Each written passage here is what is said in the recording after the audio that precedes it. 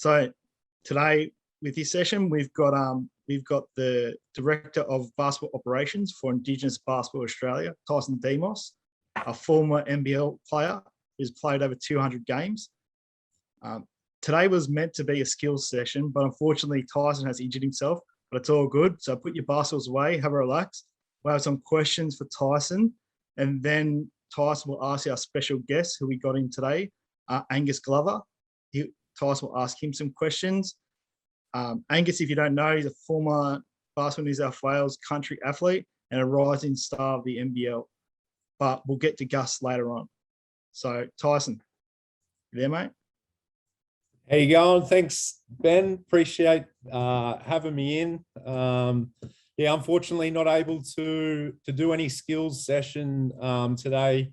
Had a bit of an accident over the weekend with my wrist here, so I've got to keep it a bit quiet. But yeah, as you said, we got a special guest coming on in Angus Glover from the Sydney Kings. So super excited to have a chat with him and find out how he's doing and how he's looking forward to the NBL season starting. Okay, perfect. Thanks, mate. Look, we just want to say a big thank you from Basketball New South Wales. Thanks for jumping on this, and yeah, we're excited for you to be a part of this event. So we'll get straight into the questions. So first question, where did you grow up and when was the first time you picked up a basketball? Yeah, so I was born and raised in Wollongong, and played a number of different sports when I was growing up, from football to soccer, but I first picked up a basketball when I was 7 years old. I went into the snake pit in Wollongong where my mum was playing basketball. That's where I sort of, I guess, developed the love and passion for basketball. And my mum, was someone that sort of got me into that. I guess from there, I played a bit of school basketball, and then until I was old enough, when I started my junior career with the Illawarra Hawks from under 12s all the way up to under 18s. Also represented Basketball New South Wales from under 14s all the way up to under 20s. In that time, won a number of national championships for Basketball New South Wales. So, pretty pumped with that. I guess from there, I was selected to go to the Australian Institute of Sport in Canberra when I was 16 years old, alongside Paddy Mills, Nate Jarwai, Joe Ingles, and Matty Dellavedova, who all played in the NBA. Unfortunately, I didn't play in the NBA, but from there, I was also selected to play for the Australian Under-19 World Championships Emus team, which unfortunately I missed out on due to injury, which I can touch on a little bit later. But after the AIS, I was recruited to go up to the Gold Coast to play in the NBL for the Gold Coast Blaze. Played there for 3 years for the Gold Coast Blaze, and then moved back home to play for the Illawarra Hawks in the NBL. Never won a championship, which was ultimately my goal that I'd set when I was a little kid, when I first decided that basketball was something that I wanted to do. Yeah. But I played 10 years in the NBL, which was cut short due to injury, and I was forced into early retirement, which I guess helped that transition from me into coaching and also community work, which was easy for me because I guess coaching and working with kids and helping kids on their journey was something that I'm passionate about. But I guess that's where it led me to now, where I'm working with Indigenous Basketball Australia. Wow, that's it's an incredible journey, and there's lots of different probably pathways you went down, and yeah, it's super interesting. You never know where you can go with game basketball. And you sort of didn't mention probably one of the most feared defenders in your time in the NBL. Well, yeah, I mean, that was something that I guess I found a passion for inside of basketball was, I guess I'm an aggressive person at times, and one way of me being aggressive was on the defensive end, and it was something that I loved doing. I loved competing. I think competing is something that I love doing, and one way of doing that was trying to lock my man down and, creating that energy off the defensive end. Yeah, and I think you definitely earned that reputation for many years. So you mentioned you're working for Indigenous Basketball Australia. So what is, for people who don't know, what is Indigenous Basketball Australia and who started it? So Indigenous Basketball Australia is, an organisation that Paddy Mills, who I mentioned before, started. It's huge. We see Indigenous Basketball Australia as the peak body for basketball in Australia for Aboriginal and Torres Strait Islander kids all over Australia. The first program that we rolled out for IBA was the Indigenous Community Basketball League, which we ran in 8 regions from all over Australia, from, all the way at the top of Australia, from the Torres Strait Islands, right at the very tip of Australia, all the way down to Queensland, down to New South Wales, South Australia, and all the way across to WA and Northern Territory as well. So, that the program that we ran, the ICBL program, was mainly for the first year was mainly for kids around 12 to 14 years old. Now, during this ICBL tournament, we ran a number of different ID selection camps for all these kids to be selected to progress onto our national Indigenous tournament, as well as our junior NBA camp that we were going to run this year. But obviously, due to COVID, it all got shut down. But basketball and culture are two things really close to Paddy's heart. And I guess this was a way of him giving back and, building an environment for Aboriginal and Torres Strait Islander kids to feel comfortable and to really strive and to own their culture and identity, and to set them up for their future. And whether that's, basketball or, they want to be a school teacher or anything like that. But yeah, I think Paddy being in the position now to give back, he's obviously earned a lot of money over his NBA career, and it's just unbelievable what he's been able to do and what we've been able to do over the last 12 months. Yeah, and it was pretty incredible what he achieved over in Tokyo, and he's achieved through his career, and even after, post the Olympics, the stuff that he's been doing in the community, not just having a holiday, having a relax, he's straight back in the community doing some awesome things. Just another question, where does Paddy see Indigenous Basketball Australia in 5 years? Yeah, look, I guess our aim over the years is to provide safe pathways and opportunities at grassroots level for Aboriginal and Torres Strait Islander kids, and deliver basketball programs. But, not only basketball programs, but we want to deliver different health and educational programs and mentor programs as well. To, I guess, to put these kids in a position to be as successful as they can, whether it's on the basketball, as I said, on the basketball court, as I said, or off the basketball court. But, we want to, keep growing our program and try and reach as many different regions and communities as we can. And in return, try and get as many Indigenous kids playing basketball as we can, to, so we can see the next Paddy Mills or Nate Jarwai playing in the NBA, or the next Leilani Mitchell playing in the WNBA. Yeah, it's pretty incredible, and it sounds like you're pretty passionate about that. So, it's easy to go to work every day when you're passionate about something. Within IBA, what is your role?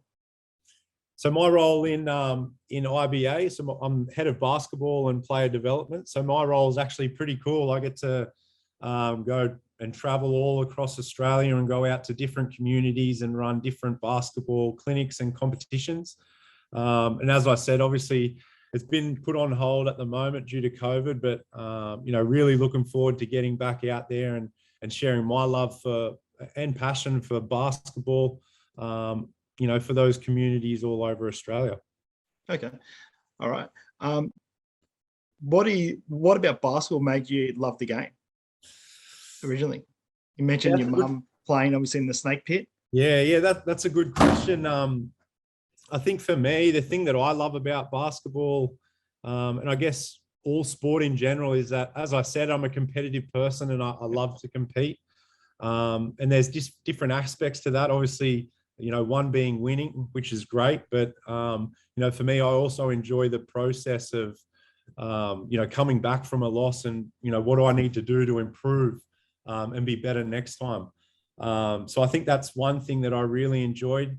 But another thing is, it being a team sport. I can play with friends, but also, basketball, gave me the opportunity to travel all over Australia and all over the world. And in return, I got to, meet some amazing friends and make some awesome friendships that I still got now for sure. Yeah, it's pretty incredible when it's, what a career, to be a part of. So we actually got a question here that was sent in from a young Indigenous athlete from New South Wales. The question is, as a young athlete, when you were at a trial and you might have been one of the only Indigenous or Torres Strait Islander kid at a trial, did you ever feel nervous or any pressure? Yeah, look, that's an unreal question. Whoever sent that one in. I understand that that's something to be nervous about on the day, but I think, being proud of your culture and your identity, it isn't something to be ashamed of or nervous about. At the end of the day, when you get out on the basketball court, we're all human beings. And that's the benefit of basketball being a team sport. It gets to bring everyone together. But, I'll just add again that the importance of being proud of who you are and where you're from, you should never, ever, change that. And it should be something that you should be, very, very proud of. Yeah, I agree. So when you're a kid, you probably had some sporting role models. Who was your probably main Indigenous sporting role model growing up? Yeah, look, for me, even though she didn't play basketball, a person that I looked up to was Kathy Freeman. I think that she, all the things she did throughout her career was so inspirational. Especially back then being the only, being not the only, but being a female and Indigenous, I think that's huge. And she was always someone that I'd looked up to. But basketball wise, I can't go past Michael R. Matt and Uncle Denny, who were the first Indigenous basketball Olympians, which is huge. And they sort of paved the way for the next Patty Mills and Nate Jarwai. So, they were the Indigenous athletes that I looked up to and still do to this day for sure. Yeah, definitely. And, for any kids out there, Kathy Freeman's career, and what she'd done and what she achieved is pretty amazing. All right, bit more of a relaxed question. Can you give me your top 5 Aboriginal or Torres Strait players of all time? It's a tough one. Ooh, can I put myself in here? Taking charges, maybe? No, I won't put myself in here. Look, as I said, Michael R. Matt and Uncle Denny, the first Aboriginal and Torres Strait Islander people to represent at an Olympics. You can't go past them. So I'll put them at number 1 and 2. The next is obviously Patty Mills.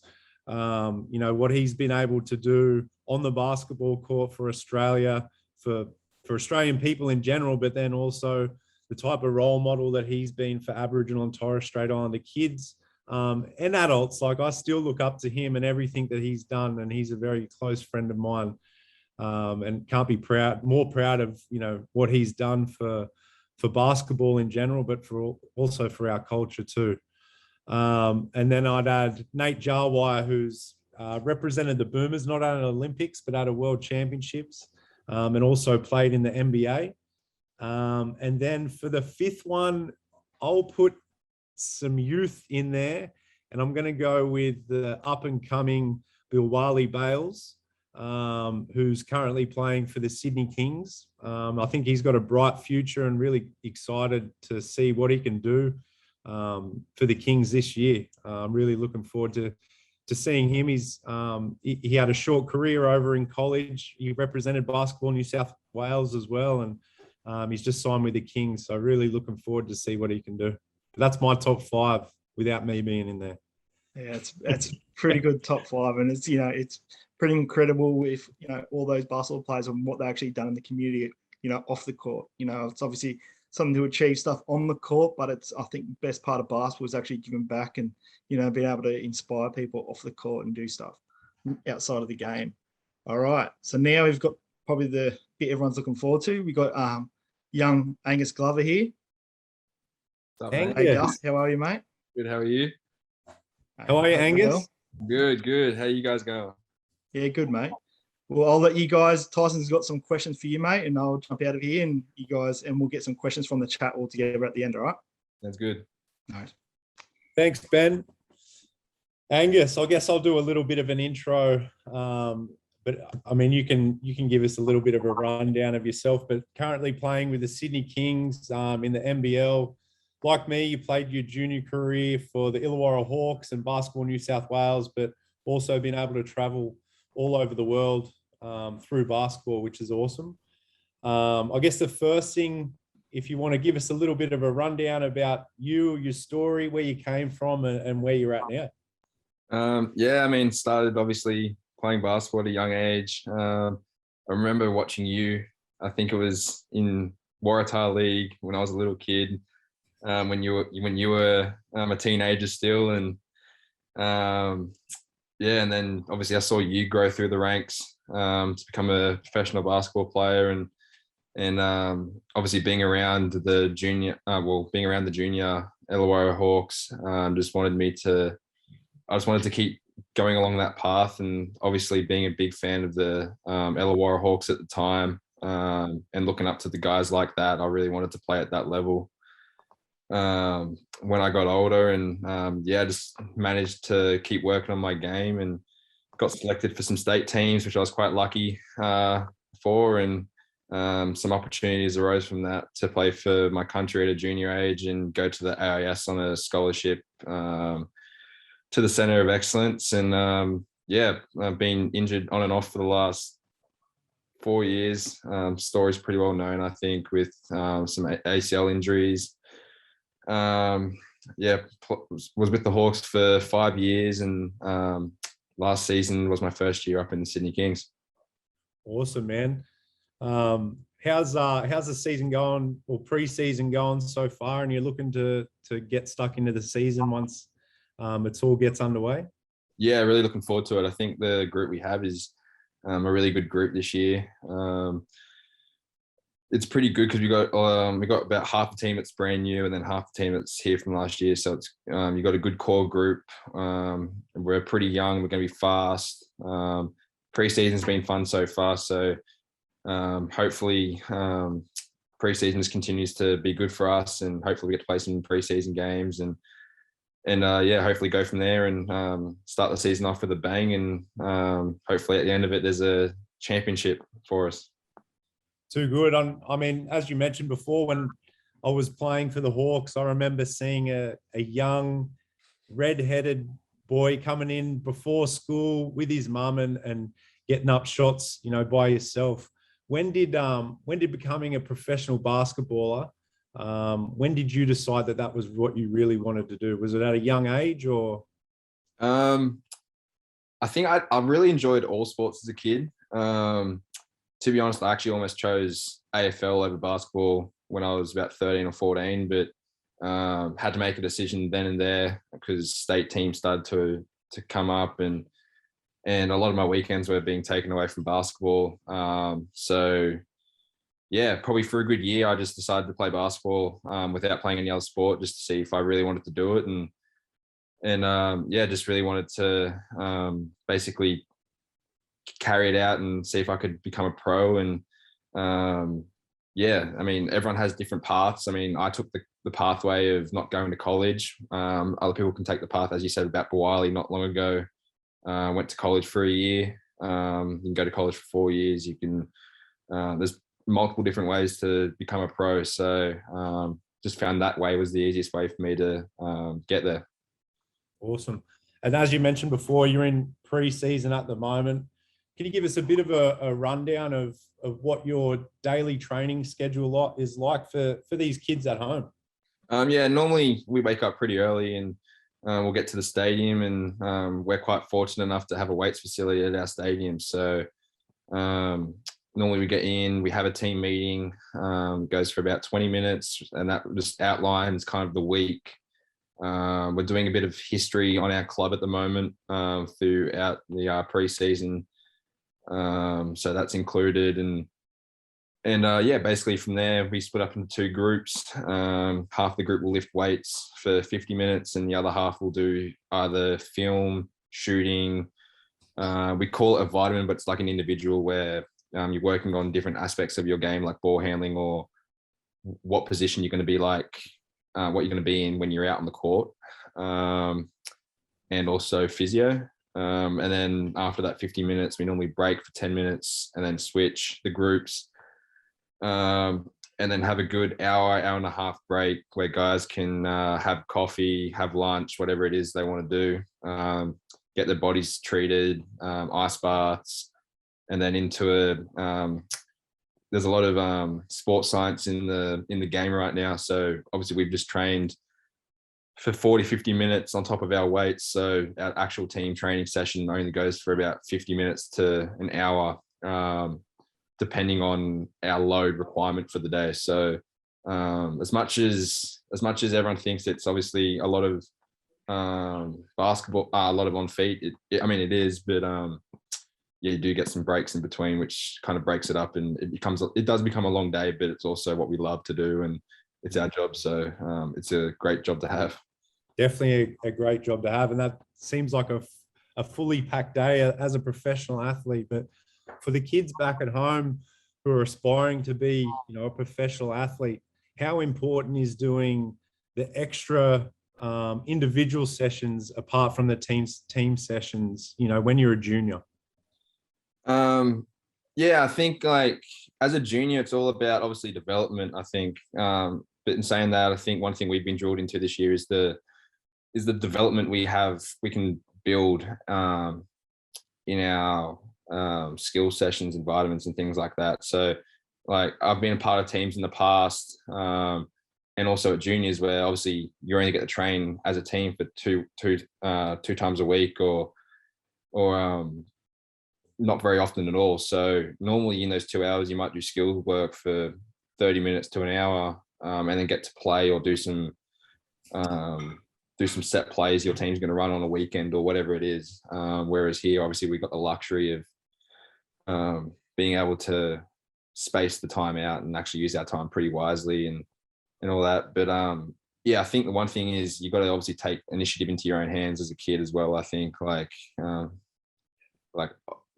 what you said, I think you saw me obviously at the stadium before and after school a lot, on top of the team training. So you got to try and motivate yourself as well a bit to do the extra stuff on top of the team trainings. And that's just equally as important as team training, I'd say. Yeah, awesome. Couldn't agree more. Definitely. What about who inspired you as a young athlete? Did you have anyone that you sort of looked up to growing up?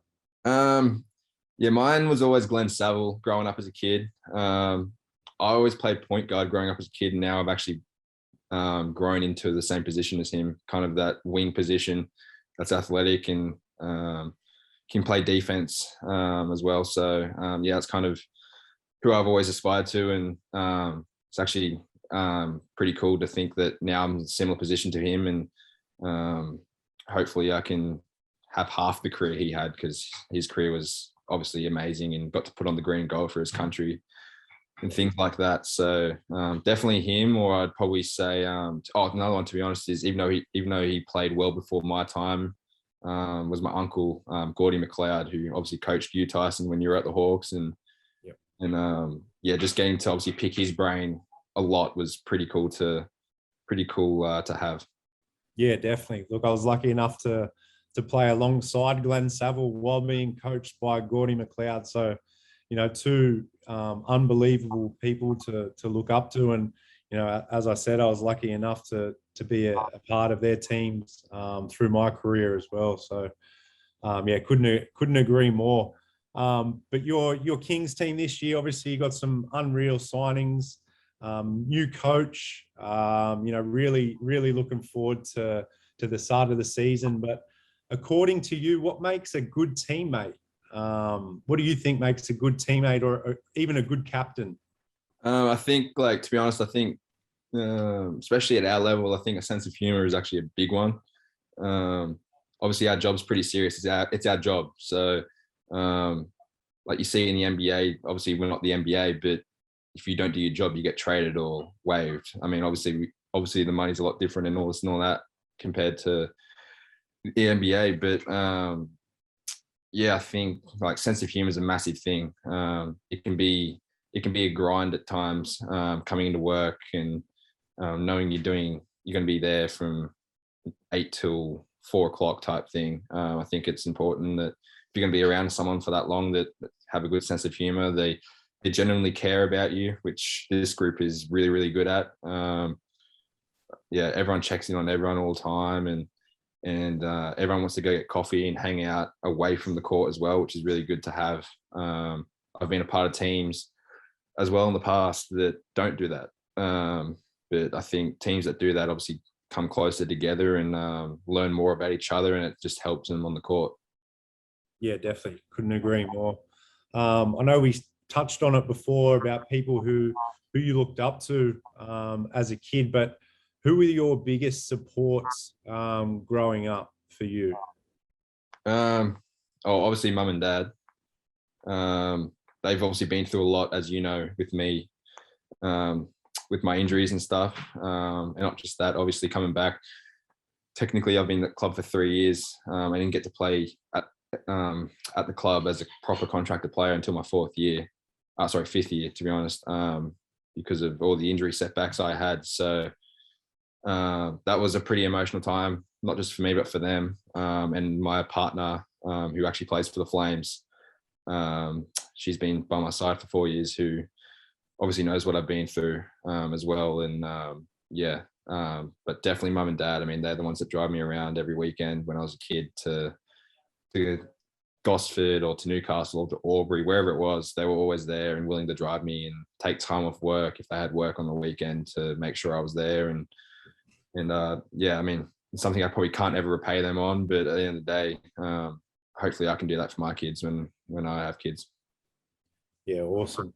I know you mentioned this before about your injuries, and obviously had a few ACL injuries and stuff like that. And you've, as you just mentioned, you got some great supports with your family and your partner. But what else did you do to sort of cope through the struggles of those injuries? Like, what kept you going, and what kept you believing in yourself that you could get back there and still can? I think like what you asked me not long ago is what makes a good teammate, and that is massive. I think in a time where you don't get to play for 9 to 12 months, like obviously you feel kind of isolated because you're away from the rest of the group, because you're not training on the proper court, you're on the rehab court, or you're not doing the same weights program as everyone else, because obviously you're rehabbing your knee or whatever part of the body that you've injured. So yes, I mean, having great teammates around you. I was lucky enough to even have you around. I mean, you've done a couple of knees as a kid, so it was nice to obviously talk to you about certain things, and yeah, that's always been nice. But yeah, I think that, and you got to find hobbies, I think, is massive. Even when you're not injured, you got to find hobbies that you find obviously very fun away from the court. Like for me, I'm sure every kid here is probably going to agree, but video games. So and for me too, coffee. Like I like the experience of going out and sitting down and having a coffee. Like that's kind of my relaxation. Obviously, basketball can be a stressful sport, even with the injuries and without the injuries. So I just found taking time out of my day to go for a walk. And obviously those injuries happened when I was in Wollongong, so I was lucky to live basically on the beach. Yeah, that was obviously quite nice to get to go for a nice long walk to freshen up the mind and have a coffee in hand. And yeah, that was kind of my coping method. Yeah. Yeah, awesome. So what do you do if you have a bad game and you're a bit down on yourself? What do you do to sort of reflect on that, and how do you bounce back? Is there anything that you do to, I guess, critique your game and bounce back from a bad game? I mean, film's always a great thing that we have at our level. So yeah, normally I can't sleep after games, so whether I play good or bad, I'll normally watch the game back when I get home anyway. and just take mental notes. And we have what we have at our club is called, well, a part of our vitamins is we have vitamin coaches. So like one of the assistant coaches will work closely with me on film and what I need to work on that the head coach wants. So 9 times out of 10, the day after, I'll message Kev, who's my vitamin coach, on some film, because they have film ready to go, and ask what he thinks and all this and all that. And but the main thing is not to get too down on yourself. I think like you're allowed to play a bad game. Like, not everyone can play their best every single game. I think that's incredibly important. Like I used to think like that as a kid, and probably only just matured in that area the last couple of years. Like if I played bad game, I'd throw a tantrum and things like that. So yeah, now I'm a lot more relaxed with that and understand it's okay to make mistakes. We're human at the end of the day. Not all, like, we're human. We're not going to make 100% the right choices all the time. Yeah, I think that's a great point that you've said. Everyone makes mistakes. Everyone loses, and that's one way of learning, is making mistakes. And yeah, you've hit the nail on the head there. We've got the last question here before we'll throw to some of the kids if they've got any questions. But do you have any secret talents? Now, I've heard along the grapevine that you're actually a great singer, and not only look like Ed Sheeran, but you also sound like him too. Is that true? The stitch up. This is 100% stitch up. That's what I've been heard. I don't know. I mean, in the change room, I'll crack a lyric or two, even though I can't sing. Yeah. Nah, to be honest, I can't really think of a hidden talent really. I used to bodyboard as a kid, like full on, had the flippers, the wetsuit, everything. And I haven't really picked that up in the last couple of years because of, to be honest, Mum won't let me, because obviously there's a lot of gliding around and stuff like that with my history. Yeah. So I'm trying to find another hidden talent right now, but yeah, definitely can't sing. No, that's all good. Thanks again, Gus, for jumping on for a quick chat. Really appreciate it. Obviously, you guys are busy at the moment with pre-season, but we'll get Ben back in here if we can, and we'll get some questions from the kids for either Ben or myself. Happy to answer a few questions. All right, I've got a couple of good ones. There's been a lot sent through, but maybe I won't get to all of them, but we'll try to get to a few. This is to both you guys. It's actually a really good question from Marley. When you were young, did you make all the teams you tried out for? I'll go first. Marley, that's a good question. I definitely did not make every team that I tried out for. I missed out on a number of teams, representative teams, and like Gus said, failure is a great way of learning. And if you don't make a team, getting a report back, like, what can I do to improve, and then going out and working on those things to keep going.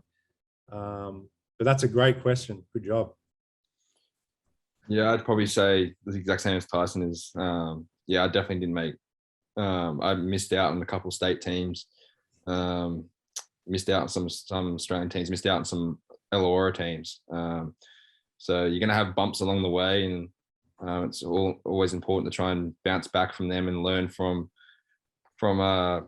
obviously not making it or whatever it is. So yeah, that's how I kind of cope with it as well, is just trying to learn why I didn't make it and come back stronger the next year and prove people wrong. Perfect. Great question. So this person doesn't have the name, but growing up, what's some other sports you played? You both mentioned that you did. What's some other sports that you guys played? Yep. So I played rugby league growing up from when I was 12 till I was 16. So I represented the Junior Dragons. And then I played until I was 16 and had to make a decision because they kept sort of clashing on the same weekends. And I was, I guess, lucky enough that I made the decision to go ahead with basketball, because as I said before, I got to play professionally, and it took me all over Australia and all over the world as well. Yeah, to be honest, not much changed from Tyson, to be honest. Yeah, I mean, I can't really say anything else other than basically the exact same as Tyson. Played a bit more AFL, a bit more cricket, but other than that, a lot of rugby league as well, growing up as a kid.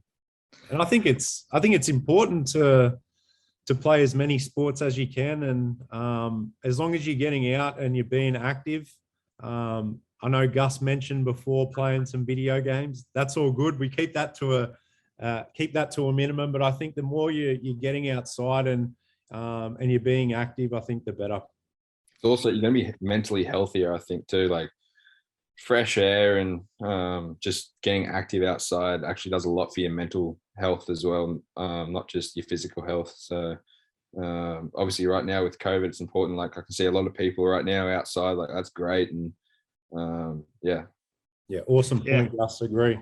Yeah, I definitely agree. And, being a part of some different teams and some different sports, you meet some different people. And I guess that's one of the best things about sports.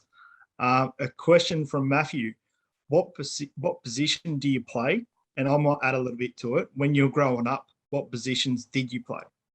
Did you play any other positions?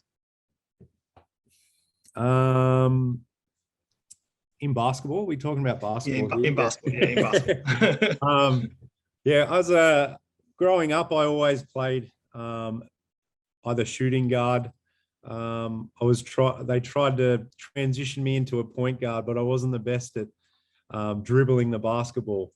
But I played a number of positions from small forward to guard, and I think you need to be able to play as many positions as you can. I think when you're a kid, I don't think you should limit yourself. If you're a big man, I don't think you should limit yourself to just playing in the post. I think the game's changed a lot now, and you look at guys like Joel Embiid, who's a 7-foot guy who can shoot the 3-pointer, and I think that's just the way that the game's developing at the moment. Yeah, I mean, I played point guard pretty much my whole junior career, and literally got thrown into a shooting guard role for the first ever time at the Hoop Summit. So never knew what a two-man technically was until I kind of went there, and just kept developing. And obviously you guys coached me in my last year at Illawarra, and I played a bit, obviously a 2 and a 3 and a bit of point guard, and that's mainly my position now. But it's kind of bizarre. Like obviously Will Weaver, who's now coaching in the NBA, actually made me play a bit of 4-man for the Boomers, which is hard to believe. But I think same as Tyson. Don't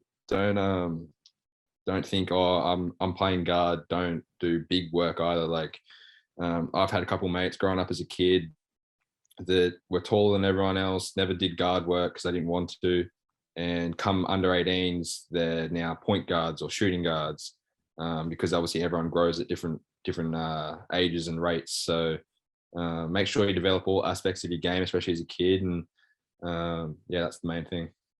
Yeah, I 100% agree, and especially the way the game is trending right now. You have to be able to do pretty much everything on the floor. There's a question here from Maddie, and I can probably answer this for Tyson. Would you get many fouls each game? She might know a bit about your career. Being one of the defensive stoppers, you get a fair few fouls if you're playing defense. So I did at times wish there was more than 5 individual fouls per person, but I got a few in my time. Yeah. All right. And we've only got a couple more. This is more for Tyson. How long has the IBA program been around for? Yeah, good question. So we started IBA last year. So at the start of COVID was when we, launched IBA, and we've gone through 1 year of our ICBL tournaments and our National Indigenous Basketball Tournament, and we're moving on to our 2nd year in January next year. So only a very young organisation, but we've we've already, made some big leaps and bounds in Indigenous basketball in rural communities. And as I mentioned before, we're really wanting to grow and reach as many different communities and kids as we can out in the country areas where, they don't get the opportunity to play organized sport. So yeah, look, we're really excited to grow our organization and get as many kids, playing basketball as we can. Yeah, and it's it's pretty incredible. It's obviously pretty tough times that you guys have been in, but yeah, what you're doing in the community is pretty inspirational for everybody involved in basketball. All right, last question. I'm going to throw you both on the spot. An all-time favorite teammate. Oh man. All-time favorite teammate. I got one. So I think it was one of my last few years when I was playing for Illawarra. And I was one of the older guys in the team, and this young kid from Melbourne had moved up as a development player and had nowhere to go. And I had a spare room in my place, so I said, yeah, chuck him in here, we'll see how he goes. And that was Kyle Adnam, who's a really talented young basketballer, but he's the type of kid that he's always been the smallest, always been the weakest, but he was someone that always believed in that he could play, and someone that worked really, really hard on the basketball court and also off the basketball court. He was great in community, and he was just such a fun and great person to be around. So I might throw him in there as my one of my all-time favorite teammates for sure. Yeah.